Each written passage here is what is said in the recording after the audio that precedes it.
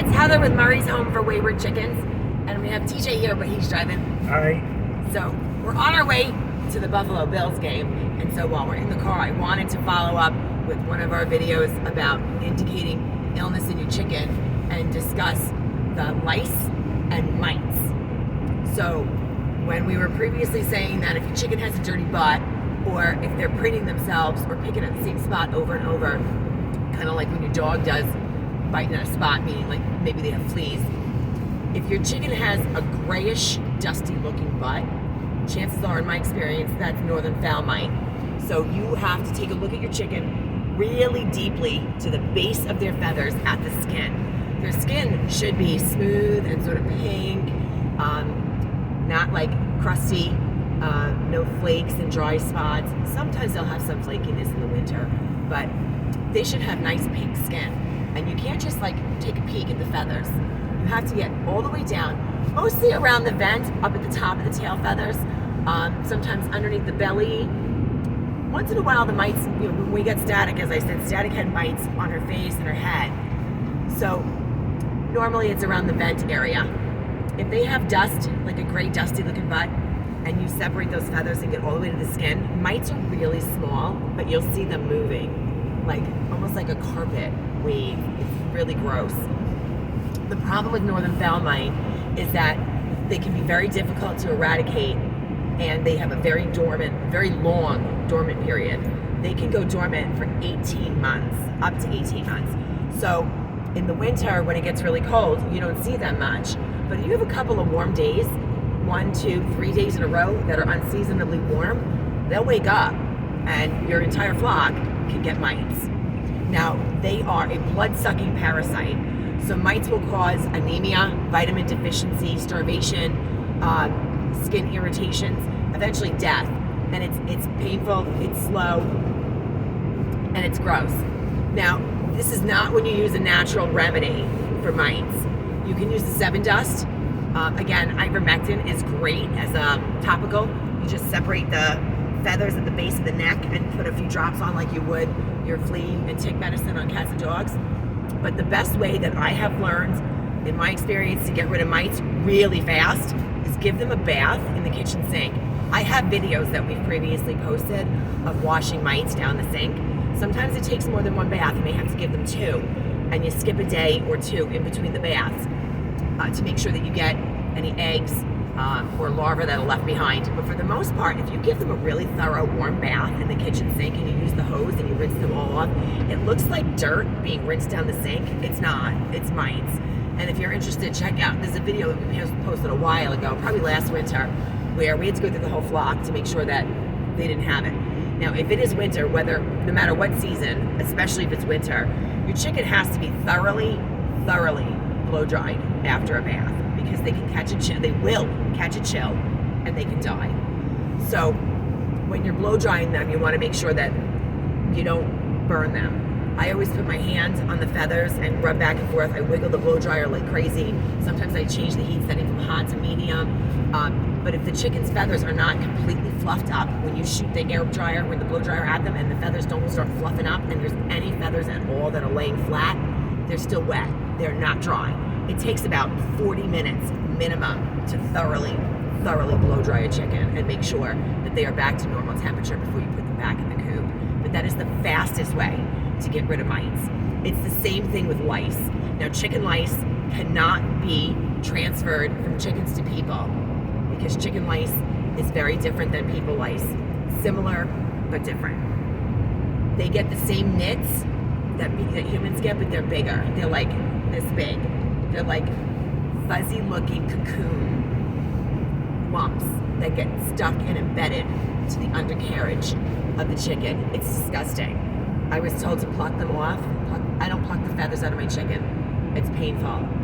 I trim them out. If I can't get them off with water, soften it up with water and gently pull them off easily, then they get cut out. But again, a bath. We actually use lice shampoo. I mean, it is lice. The difference is chicken lice can't live on people. Now, they're not a blood-sucking parasite. They live off of the bacteria and dead skin at your chicken's vent. It's gross, but it's very irritating. Their skin is going to turn red. You know, they need a soothing poultry spray. Even with the mites, there's poultry protector spray from Tractor Supply. That's a great spray that will also help to eradicate them if you miss any and there are any leftovers. You just spray them. It's like it also conditions the skin. It helps soften them.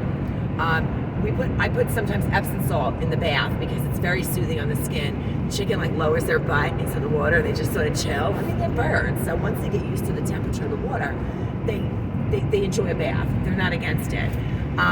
You just give them a good shampoo, condition. I always use my regular shampoo or conditioner. Sometimes if I have to wash around their face and their head, I do use the baby shampoo so it doesn't burn their eyes in case I get it in their eyes.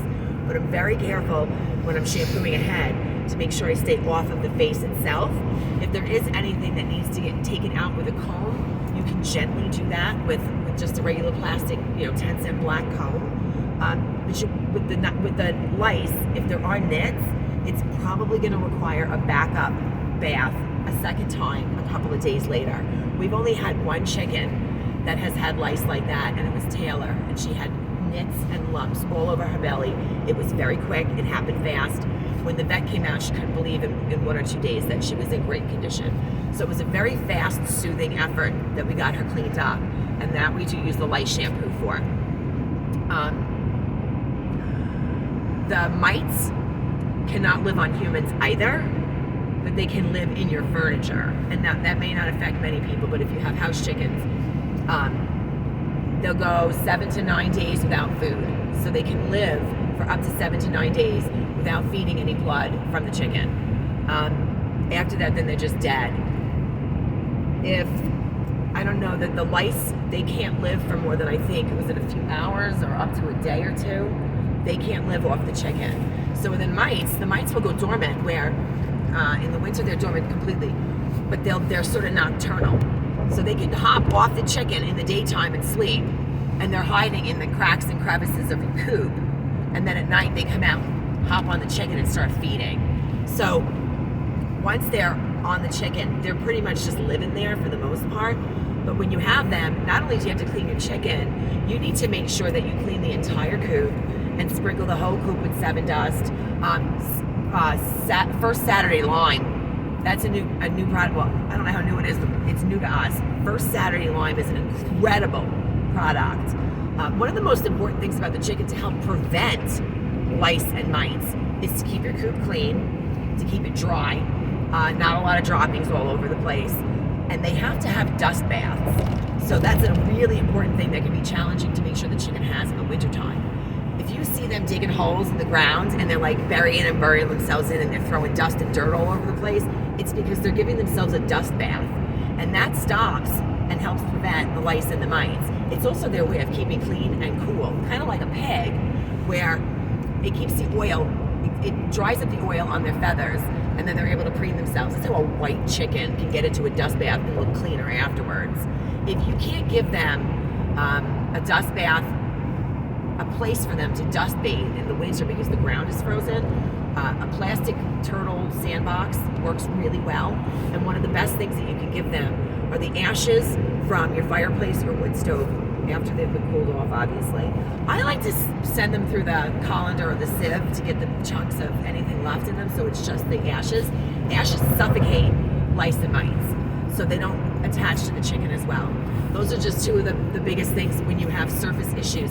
It will cause weight loss, anemia, vitamin deficiency, lethargic chickens, and those, you may not have any serious illness with them. It could just be something that's surface, which is lice and mites.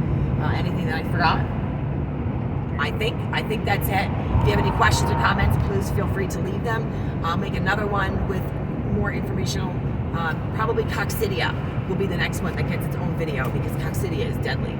And if you want to hit the like or subscribe button, we'd be happy. Thanks very much. Have a great day.